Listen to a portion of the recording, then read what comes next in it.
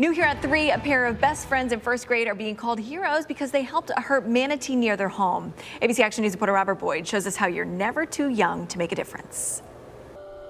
Well, as soon as Reed and Rain saw the manatee, they knew he was injured and in need of help. And thanks to these 6-year-olds, he is now back in the wild at home where he belongs.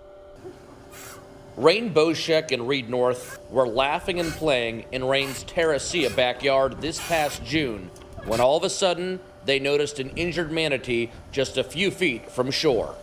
It was just floating in the water.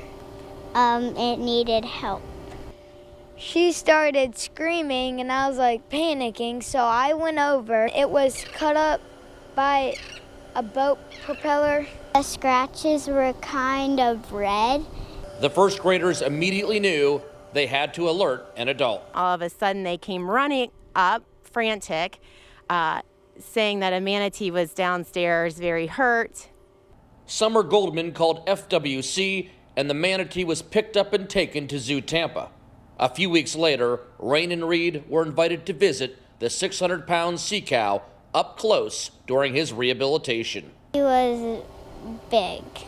The zoo ended up naming him Bugaboo. They explained that he had several broken ribs and a punctured lung. Earlier this month, Bugaboo was returned to the same waters where he was rescued in Terracea, and Reed and Rain were there to wave goodbye.